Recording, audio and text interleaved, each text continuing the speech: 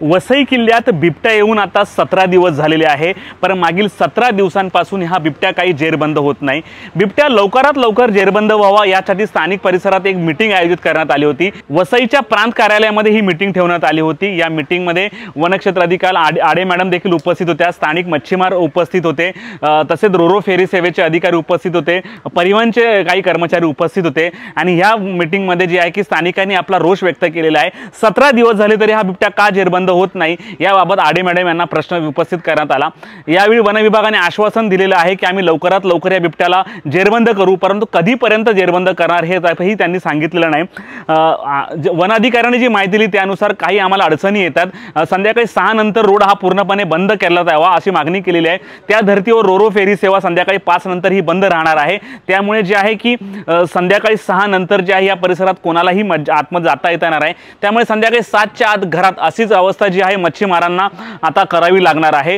तर दुसरीकडे ज्या ठिकाणी पिंजरे लावलेले आहेत त्या ठिकाणी 3 इसम जे आहेत वन विभागाला कॅमेऱ्यामध्ये दिसून आलेले आहेत, हे ताडी काढण्यासाठी गेल्याचं समोर आलेलं आहे।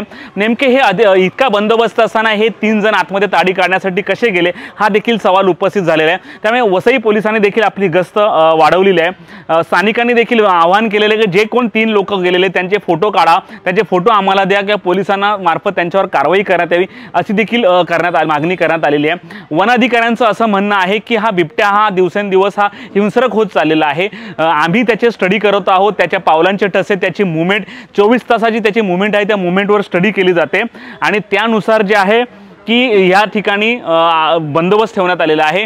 आणि हा स्टडी केल्यानंतर हा बिबट्या हिंसक होऊ शकतो, तो सध्या चवताळलेल्या अवस्थेत कधीही जाऊ शकतो।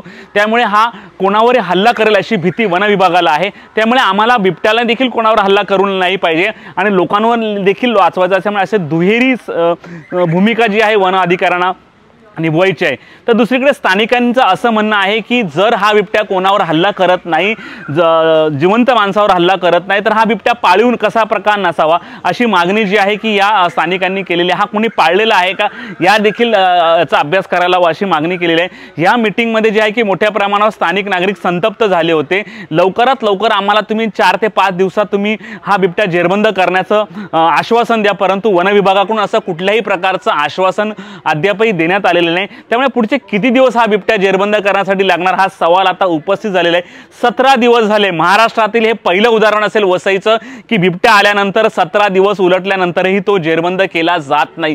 का केला जात नाही त्याचं देखील उत्तर वन अधिकाऱ्यांकडे नाही।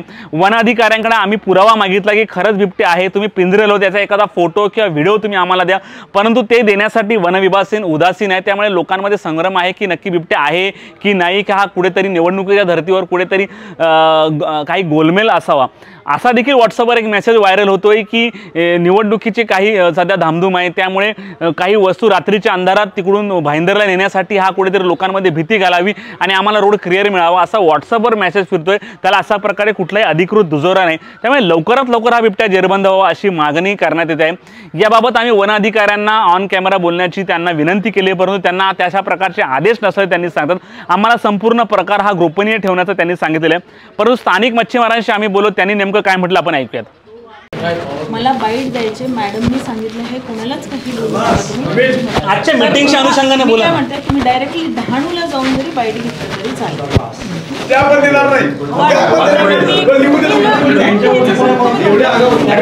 पेपर असतात। आज जवळपास 17 दिवसांचा कालावधी झाला आहे आणि वन विभागाला हा बिबट्या पकडण्यात अपयश आलं आहे।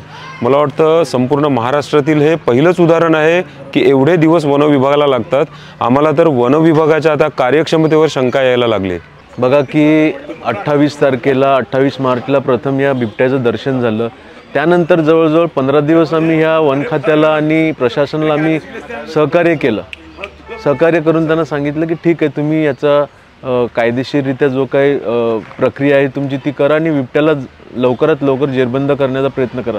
परंतु आज असं झालं आहे की बिबट्या आहे की नाही आता संशय निर्माण व्हायला लागला, कारण स्वतः वन विभागाचे अधिकारी आता ही जी मीटिंग चालू आहे झाली प्रांत ऑफिसकडे, ते त्या प्रांत ऑफिसच्या मीटिंग सभेमध्ये सुद्धा ते वन खात्याचे अधिकारी बोलत नाही की आम्ही एवढे पिंजरे लावलेत, किंवा आमचं त्यांना मागणी अशी होती की आम्हाला भर दुपारी हे पिंजरे दाखवा, परंतु ते भर दुपारी देखील पिंजरे दाखवायला तयार नाही, म्हणून संशय तयार होतो। आता आज आम्हाला ह्या बिबट्याचा एवढा त्रास असा व्हायला लागला आहे की आज आमची 15,000 लोकांची किल्लाबंदर पाचोबंदरची वस्ती असताना यातली निम्मी वस्ती ही किल्लाबंदरच्या किल्ल्यातून ये जा करत असते. त्यात शाळकरी मुलं आहेत, ट्युशनला जातात ती, त्यात मच्छी विक्रीसाठी जाणारी महिला आहेत, त्यात वृद्ध आहेत, त्यात दैनंदिन कामावर रोजगारासाठी जाणारे ते. आता आमच्या गावात अरुंद रस्ते असल्याकारणाने प्रत्येकाकडे काही 4 व्हीलर नाही आहे. ज्यांच्याकडे दुचाकी आहेत तेच फक्त ठीक आहे, त्या फिरून जाऊ शकतात. परंतु जे बसनी येतात, जे पायी येतात, त्यांची जर फार अडचण झाली आहे 15-17 दिवसामध्ये, त्यांना तर रिक्षावाल्याला दुप्पट तिप्पट पैसे मोजून संपूर्ण फेरफटका मारून ज्या ठिकाणी पोचावं लागतं. म्हणून अशी ही अडचण आमची दूर व्हावी म्हणून आज आम्ही सभेची मागणी केली होती. तात्काळ ह्याचा निर्णय लागावा आणि प्रशासनाने योग्य ते सांगावं.